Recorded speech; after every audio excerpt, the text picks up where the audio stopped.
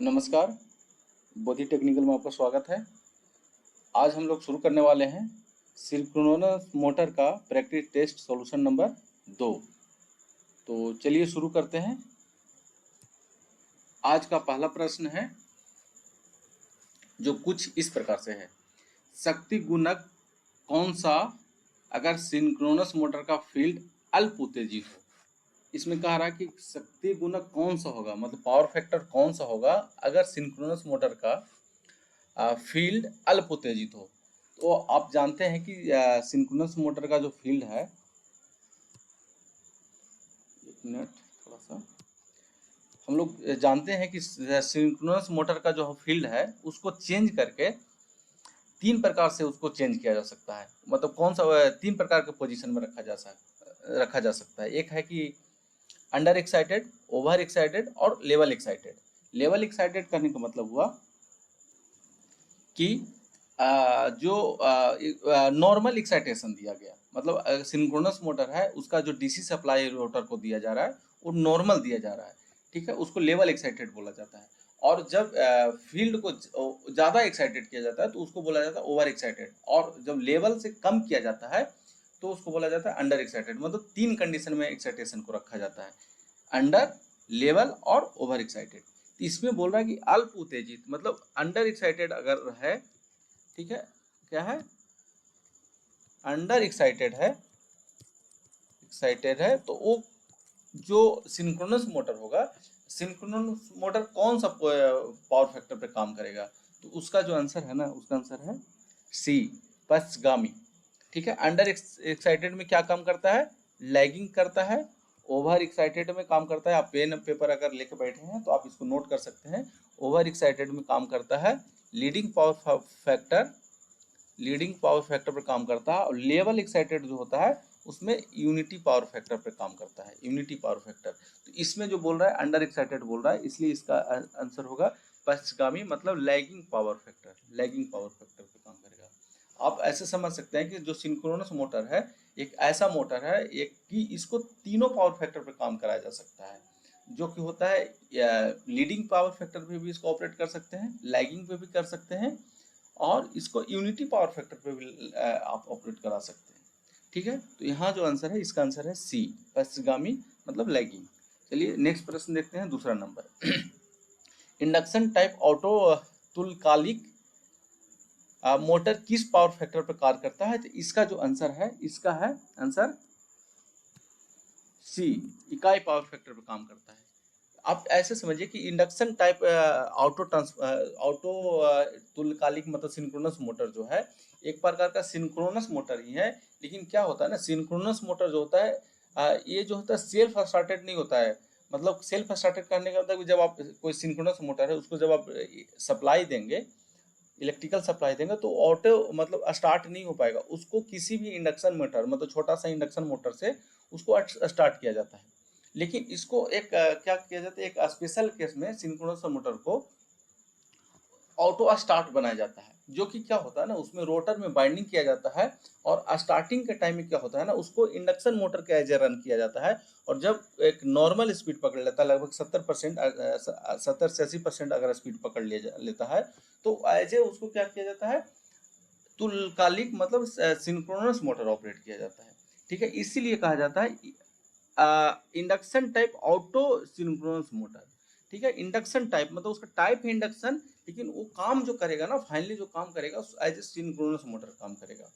तो ठीक है, ये तो हम विस्तार से बात किए कि ऑटो टाइप जो induction type auto synchronous motor क्या होता है उस पर हम बात किए। लेकिन ये जो पूछ रहा है कि किस पावर फैक्टर पर काम करता है, तो इसका जो आंसर है वो इकाई, तो सी आंसर है। ठीक है, नेक्स्ट है सिंक्रोनस मोटर का स्लिप रिंग इंडक्शन मोटर की अपेक्षा क्या लाभ है। तीसरा नंबर प्रश्न है। ये बोल रहा है कि सिंक्रोनस मोटर और इंडक्शन मोटर में अगर तुलना किया जाए तो सिंक्रोनस मोटर का क्या लाभ है। तो सबसे बड़ा जो लाभ है ना सिंक्रोनस मोटर का, जो सबसे लाभ अगर कभी भी आपसे पूछा जाए तो उसका जो होता है ना कि पावर फैक्टर को जो उच्च पावर फैक्टर पर काम कराया जा सकता है। सिंक्रोनस मोटर को क्या है, उच्च पावर फैक्टर पर काम कराया जाता है। क्यों? क्योंकि ये देखिए, आप सिंक्रोनस मोटर में हम लोग प्रश्न 1 में क्या पढ़े कि इसके लिए क्या है, लैगिंग पावर फैक्टर भी होता है, लीडिंग भी होता है और यूनिटी पावर फैक्टर होता है, जो कि अभी तक कोई ऐसा मोटर नहीं है जिसको तीनों पावर फैक्टर पर काम कराया जाए। तो इसमें जो आंसर होगा ना, इसका आंसर होगा ए, शक्ति गुणक परिवर्तित किया जाता है। मतलब शक्ति जो पावर फैक्टर है उसको आप चेंज कर सकते हैं, लैगिंग, लीडिंग और यूनिटी पर भी ऑपरेट कर सकते हैं। ये सबसे बड़ा खासियत है, जो कि इंडक्शन मोटर में ये गुण अवेलेबल नहीं है। ठीक है, तो इसका आंसर होगा ए। अब नेक्स्ट है, तुल्यकाली मोटर की गति हमेशा क्या होता है, स्थिर होता है। सिंक्रोनस मोटर का जो गति होता है ना, उसको आप कभी बदल नहीं सकते। जैसी गति बदलेगा सिंक्रोनस मोटर रुक जाएगा। ठीक है, ध्यान रखिएगा, सिंक्रोनस मोटर हमेशा सिंक्रोनस स्पीड से रोटेट करता है और उसका गति को परिवर्तित नहीं किया जा सकता। जैसे ही परिवर्तित होगा, थोड़ा सा भी परिवर्तित होगा, ठीक है, वो सिंक्रोनस मोटर ऑटो रुक जाएगा और खुद ब खुद रुक जाएगा वो। तो इसका जो सबसे बड़ा गुण है ना, गुण कहिए या तो आप गुण भी कह सकते हैं, कि इसको आप इसका जो स्पीड है आप वेरी कर ही नहीं सकते हैं। या इसको आप कह सकते हैं गुण भी है कि भाई इसका जो लोड बढ़ाने के साथ इसका स्पीड बदलता नहीं है, स्थिर ही रहता है। ठीक है, तो सिंक्रोनस मोटर जो होता है स्थिर गति मोटर है, इसका गति चेंज नहीं होता है। इसका आंसर होगा ए। नेक्स्ट है 5 नंबर, उस प्रक्रिया को क्या कहते हैं जब तुल्यकाली मोटर में लगातार भार परिवर्तन से रोटर में दोलन उत्पन्न हो जाता है, उसको कहा जाता है हंटिंग। ठीक है, उसको हंटिंग कहा जाता है। कि जब सिंक्रोनस मोटर को जो रोटर पर आप लोड देते हैं ना, लोड में देते हैं और उसका मान जब परिवर्तन किया जाता है तो क्या होता है, रोटर क्या होता है, दोलित होता है, मतलब वाइब्रेट टाइप का करने लगता है। कभी तेज होगा, कभी ज्यादा होगा, कभी कम होगा, कभी ज्यादा होगा। स्पीड में परिवर्तन नहीं होता है, लेकिन वो जर्क टाइप का महसूस होता है उसमें। तो उस चीज को कहा जाता है, क्या कहा जाता है, हंटिंग कहा जाता है। इसमें 3 टर्म और है, उसको भी थोड़ा सा जान लेते हैं हम लोग विस्तार से कि आखिर है क्या। ये जो क्रॉलिंग है ना, क्रॉलिंग जो है ये इंडक्शन मोटर से जुड़ा हुआ है टर्म, और कॉगिंग भी जो है इंडक्शन मोटर से जुड़ा हुआ है। ये जो टर्म है इंडक्शन मोटर के लिए इस्तेमाल होता है। कॉगिंग में जो होता है ना, इंडक्शन मोटर में जो उसका पोल है, स्टेटर का पोल और रोटर का पोल क्या होता है, आपस में क्या हो जाता है, लॉक हो जाता है, जिसके कारण इंडक्शन मोटर स्टार्ट नहीं हो पाता है। और क्रॉलिंग में क्या होता है, ये भी इंडक्शन मोटर के जो घटना है, फिनोमेना है, उससे जुड़ा हुआ है। इसमें क्या होता है कि इंडक्शन मोटर का जो स्पीड होता है, फाइनल स्पीड का 1/7 की स्पीड से चलने लगता है। मान लीजिए उसका जो नॉर्मल स्पीड है 100 आरपीएम, तो ये जो चलने लगेगा ना 1/7 मतलब 7 से भागा दे दीजिए, तो मान लीजिए ये कितना होगा, लगभग 16 आरपीएम के स्पीड से चलने लगेगा। ठीक है, मतलब ये जस्ट हम एक एग्जांपल के तौर पे बता रहे हैं कि अगर किसी भी इंडक्शन मोटर का अगर स्पीड 100 है तो लगभग 16 आरपीएम के स्पीड से जब चलने लगता है तो उसे घटना को क्या कहा जाता है, क्रॉलिंग कहा जाता है। कॉगिंग कहा जाता है कि उसका जो स्टेटर और रोटर जो होता है लॉक हो जाता है। लेकिन ये जो प्रश्न है इसका आंसर है बी, ये है सिंक्रोनस मोटर से संबंधित रखता है। क्या होता है, जब सिंक्रोनस मोटर में जो लोड होता है, सॉफ्ट का लोड होता है, उसके मान में जब परिवर्तित करेगा तो जो रोटर है ना, रोटर में जर्क होता है, कभी मतलब थोड़ा सा जर्क महसूस होगा, उसको कहा जाता है, उस फिनोमेना को कहा जाता है, उस घटना को कहा जाता है हंटिंग। ठीक है, चलिए अब नेक्स्ट पे इसका जो आंसर होगा इस पे ध्यान रखिएगा, इसका आंसर होगा हंटिंग। 6 नंबर, तुल्यकाली मोटर की गति। तुल्यकाली मोटर की गति देख लेते हैं आंसर में क्या है। ताप पर निर्भर करता है, नहीं, गलत है। भार परिवर्तन के साथ किसी अन्य गति के पर संतुलन स्थापित कर लेता है, सदैव स्थिर रहता है। इसका आंसर होगा सी, सदैव स्थिर रहता है। सिंक्रोनस मोटर का गति जो होता है सदैव स्थिर रहता है, उसको कभी बदल नहीं सकते। ठीक है, तो इसलिए इसका आंसर होगा सी। इसमें है फिर नेक्स्ट देखते हैं 7 नंबर, एक 8 ध्रुव 50 हर्ट्ज तुल्यकाली मोटर का पूर्ण भार एवं शून्य भार पर गति में अंतर क्या होगा। बोल रहा है कि कोई एक सिंक्रोनस मोटर है, उसको फुल लोड और नो लोड में गति में क्या डिफरेंस होगा। तो इसका गति में देखिए, ये सिर्फ आपको दिया गया है ना, ये भ्रमित करने के लिए दिया गया है, मतलब दिमाग को घुमाने के लिए दिया गया है। तो इससे कोई लेना देना ही नहीं है। इस प्रश्न को इससे कोई, ये जो दिया हुआ है ना 8 ध्रुव 50 हर्ट्ज, ये सिर्फ कंफ्यूजन उत्पन्न करने के लिए, भ्रमित करने के लिए दिया गया है। आप ऐसे समझिए कि तुल्यकाली मोटर है, सिंक्रोनस मोटर है, पूर्ण लोड और फुल लोड दोनों पर जो गति का अंतर जो होगा ना वो होगा 0, मतलब गति में परिवर्तन नहीं होगा, इसलिए इसका आंसर होगा सी। ठीक है, अगर मान लीजिए फुल लोड पे 1000 आरपीएम है तो नो लोड पे भी क्या होता होगा 1000 आरपीएम होगा, इसलिए जो डिफरेंस होगा ना डिफरेंस होगा 0। ठीक है, क्योंकि गति परिवर्तित हो ही नहीं सकता, नो लोड हो या फुल लोड हो। ये चलता है तो मतलब सिंक्रोनस स्पीड से चलता है और नहीं चलता है तो 0 चलता है, इसका गति में परिवर्तन नहीं कर सकते हैं।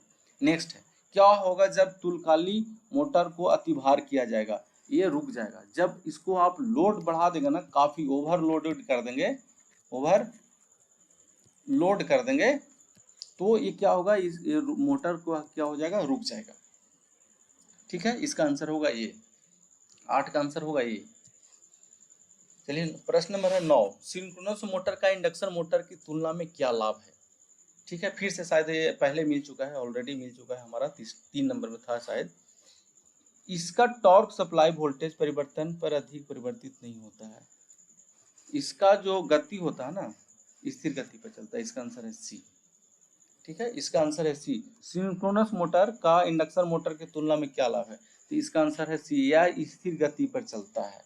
ठीक है, यह 1 मिनट हो सकता है इसका डी भी हो, क्योंकि इसको देखना पड़ेगा। यह पश्चगामी अग्रगामी पावर फैक्टर की रेंज में चल सकती है, ये भी सही है, ये भी सही है। इसका टॉर्क सप्लाई वोल्टेज परिवर्तन होने पर अधिक परिवर्तित नहीं होता है, इसलिए इसका आंसर होगा डी। ठीक है, हम सिर्फ एक प्रश्न पढ़ करके, एक आंसर पढ़ करके हम इसका आंसर निकाल रहे थे, इसलिए हमको लग रहा था सी होगा, लेकिन नहीं, इसका आंसर जो होगा डी होगा। ठीक है, तो चलिए आगे देखते हैं 10वां प्रश्न। 10वां प्रश्न क्या कहता है, निम्नलिखित में से कौन सा मोटर अग्र शक्ति गुणक पर परिचालित किया जा सकता है, तो इसका आंसर है, एकदम सीधा सीधी आंसर मारिए, आंख बंद करके आप मार सकते हैं, तुल्यकालिक मोटर मतलब सिंक्रोनस मोटर। ठीक है, इसका सिंक्रोनस मोटर ही एक ऐसा है जो कि लीडिंग पावर फैक्टर पर काम करता है, और कोई ऐसा मोटर नहीं है जो कि लीडिंग पावर फैक्टर पर काम करता है। ठीक है, इसमें कोई कंफ्यूजन नहीं होना है, कंफ्यूज होना है। इसका जो आंसर होगा डी। ठीक है, चलिए आगे देखते हैं। आगे है 11 नंबर प्रश्न, सिंक्रोनस मोटर को चालू करने के लिए कौन सी विधि अनुचित है, मतलब उचित नहीं है। ठीक है, इसको कौन सा विधि अनुचित है, तो इसको जो है ना सेल्फ स्टार्टिंग नहीं बना सकते हैं। सिंक्रोनस मोटर जो होता है ना सेल्फ स्टार्टिंग नहीं होता है। ठीक है, सिंक्रोनस मोटर को जो स्टार्ट करने के लिए हमारा पोनी मोटर इस्तेमाल किया जाता है, और डीसी मोटर इस्तेमाल किया जाता है, और एसी मोटर इस्तेमाल किया जाता है। मतलब ये जो है ना ये अनुचित विधि है, ये जो स्टार्टिंग करने का अनुचित विधि है। ठीक है, मतलब उचित विधि नहीं है। उचित विधि कौन कौन है, ये है और ये है। ठीक है, तो यहाँ अनुचित विधि पूछा है कि हमारा जो अगर सिंक्रोनस मोटर उसको स्टार्ट करना चाहते हैं, चालू करना चाहते हैं, तो कौन सा अनुचित है। अनुचित है कि सेल्फ स्टार्टिंग द्वारा करना है, इसको अनुचित है। ठीक है, तो इसका आंसर होगा सी। आगे है 12 नंबर प्रश्न, जब एक त्रिकला तुल्यकालिक मोटर कम उत्तेजना में है तो इसका शक्ति गुणांक कितना होगा। ये हम लोग ऑलरेडी पढ़ चुके हैं कि कितना होता है, ओवर होता है, अंडर होता है और लेवल होता है। ओवर में क्या होता है, लीडिंग होता है, लैगिंग होता है अंडर में, और इसमें होता है यूनिटी। ठीक है, इसमें यूनिटी होता है। तो इसमें क्या बोल रहा है, कम उत्तेजना मतलब अंडर एक्साइटेड है। अंडर एक्साइटेड में क्या होगा, हमारा लैगिंग होगा। लैगिंग क्या हिंदी में बोलते हैं, पश्चगामी। ठीक है, इसका आंसर होगा बी। नेक्स्ट है 13 नंबर, तुल्यकालिक गति वह गति है जिस पर सिंक्रोनस मोटर का चुंबकीय क्षेत्र घूमता है। ठीक है, तुल्यकालिक गति जो बोला जाता है, या तो सिंक्रोनस मोटर में हो या इंडक्शन मोटर में हो, तुल्यकालिक मतलब सिंक्रोनस स्पीड वह स्पीड है जिससे स्टेटर का मैग्नेटिक फील्ड रोटेट करता है। ध्यान दीजिएगा, स्टेटर का मैग्नेटिक फील्ड का जो रोटेशन का स्पीड है वो उसका क्या कहलाता है, सिंक्रोनस स्पीड कहलाता है। तो इसका आंसर है स्टेटर का चुंबकीय क्षेत्र का घूमना। ठीक है, क्या कहलाएगा, सिंक्रोनस मोटर या सिंक्रोनस स्पीड कहलाएगा। ठीक है, तो इसका आंसर होगा ए।